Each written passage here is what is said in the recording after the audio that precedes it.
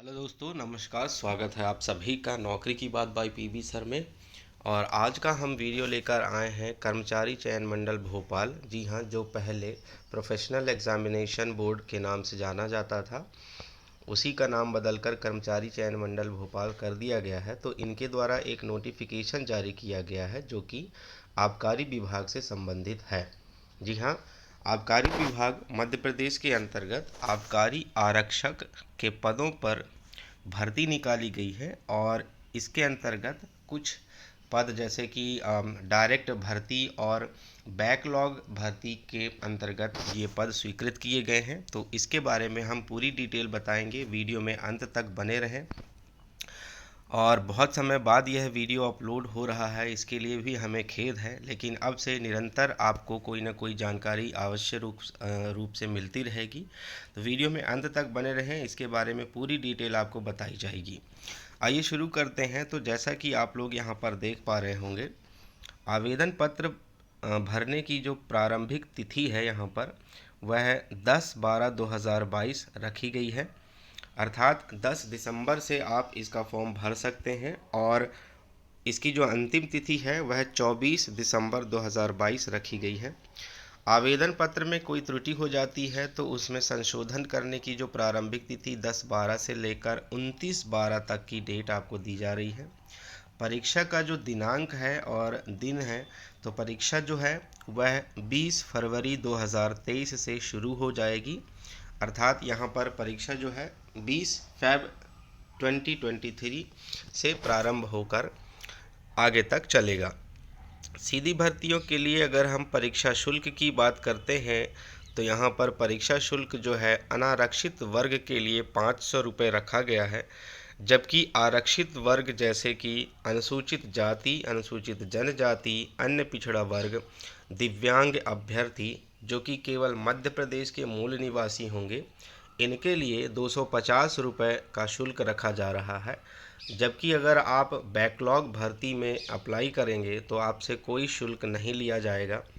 इसके अतिरिक्त आपको एमपी ऑनलाइन के माध्यम से फॉर्म भरते समय 60 रुपये का पोर्टल चार्ज दे रहेगा। इसके अलावा अगर आप सिटीज़न यूज़र के माध्यम से फॉर्म भर रहे हैं तो आपको 20 रुपये का शुल्क दे रहेगा। आगे बात करते हैं इसके परीक्षा दिनांक के बारे में। तो परीक्षा दिनांक जो है, इसकी जो समय सारणी रहेगी, परीक्षा आपका सीबीडी बेस्ड पर होगा, मतलब ऑनलाइन पद्धति पर होगा। और जो एग्ज़ाम होगी वह 20 फरवरी 2023 से शुरू होकर आगे तक चलेगी। परीक्षा 2 पालियों में कंप्लीट किया जाएगा। प्रथम पाली जो है मॉर्निंग शिफ्ट में रहेगा और दूसरा जो है वो आफ्टरनून शिफ्ट में या इवनिंग शिफ्ट भी कहते हैं, 2 पालियों में रहेगा। यहाँ पर अभ्यर्थियों के लिए जो रिपोर्टिंग टाइम रहेगी, सुबह के लिए 8 बजे से 9 बजे तक रहेगा और दोपहर के लिए 1 बजे से 2 बजे तक रहेगा। जबकि महत्वपूर्ण निर्देश पढ़ने का समय सुबह शिफ्ट में 9:50 से 10 बजे तक रहेगा, जो कि 10 मिनट का होगा, और दोपहर में 2:50 से 3 बजे तक होगा, जो कि 10 मिनट का रहेगा। इसके अतिरिक्त आपका जो आंसर अंकित करने का समय होगा वह 10 बजे से 12 बजे तक रहेगा सुबह शिफ्ट में, और दोपहर में 3 से 5 बजे तक रहेगा। अर्थात आपकी जो परीक्षा होगी वह 2 घंटे की रहेगी। इस दौरान आपको total number of question 100 solve करने रहेंगे। आइए आगे और बात करते हैं इससे संबंधित पदों के विवरण के बारे में। अगर हम देखें तो यहाँ पर जो टोटल नंबर ऑफ पोस्ट है वो 51 रखा गया है। ये डायरेक्ट रिक्रूटमेंट वालों के लिए है ना। और जो बैकलॉग भर्ती है, तो बैकलॉग भर्ती के लिए यहाँ पर आप देख पाएंगे कि 149 टोटल पोस्ट रखी गई है। तो इस प्रकार से यहाँ पर आपके पास 200 पोस्ट हो जाती है टोटल। बैकलॉग की 149 है और सीधी भर्ती डायरेक्ट रिक्रूटमेंट के लिए 51 पोस्ट है। अगर हम बात करते हैं श्रेणीवार विभाजन की, तो यहाँ पर अनारक्षित में अनरिजर्व कैटेगरी में टोटल पोस्ट 8 रखी गई है। ओबीसी में 16 पोस्ट रखी गई है। अनुसूचित जाति के लिए 9 पोस्ट है और अनुसूचित जनजाति के लिए 12 पोस्ट है। इसको भी अलग अलग कैटेगरी में बांटा गया है, जैसे ओपन, महिला, भूतपूर्व सैनिक इत्यादि। अगर हम बात करते हैं आबकारी आरक्षक सीधी भर्ती जो बैकलॉग से भर्ती होने वाली है, तो यहाँ पर अन्य पिछड़ा वर्ग के लिए टोटल 14 पोस्ट हैं, अनुसूचित जाति के लिए 58 पोस्ट हैं और अनुसूचित जनजाति के लिए 77 पोस्ट हैं, जबकि ईडब्ल्यूएस श्रेणी के लिए यहाँ पर 0 और अनारक्षित के लिए भी कोई भी पद स्वीकृत नहीं किया गया। तो टोटल 149 पोस्ट हो जाता है।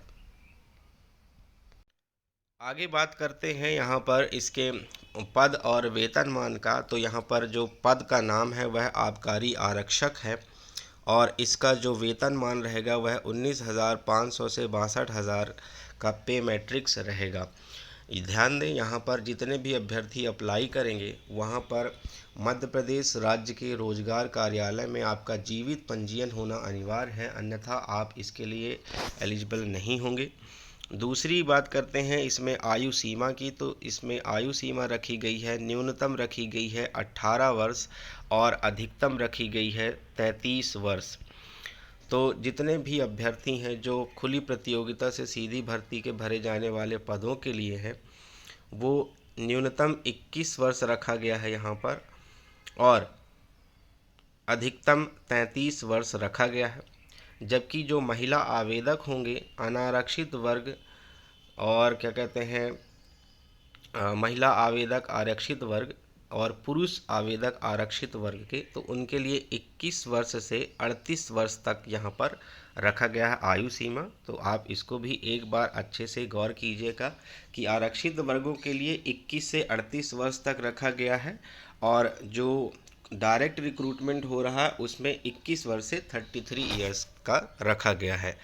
बात करते हैं इसमें आयु सीमा में छूट संबंधी। तो यहाँ पर आरक्षित वर्ग जितने होंगे जैसे कि अनुसूचित जाति, अनुसूचित जनजाति, अन्य पिछड़ा वर्ग, शासकीय या निगम मंडल स्वशासित संस्था के कर्मचारी या नगर सैनिक, होमगार्ड वगैरह, उनको 5 वर्ष की छूट दी जा रही है। तो इस बात को भी आप ध्यान रखिएगा।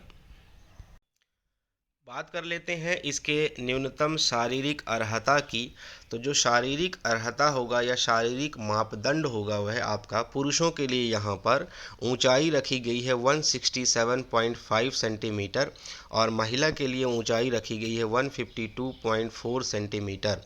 सीने के माप की बात करते हैं यहाँ पर, तो पुरुषों के लिए 21 सेंटीमीटर नॉर्मल होना चाहिए और आफ्टर एक्सपांशन मतलब सीना फुलाने पर आपका 86 सेंटीमीटर मतलब कि 5 सेंटीमीटर का उसमें एक्सपांशन होना आवश्यक है। तो इस बात को भी ध्यान रखिएगा। उम्मीदवारों का जो शरीर है किसी भी प्रकार से विकृत नहीं होना चाहिए।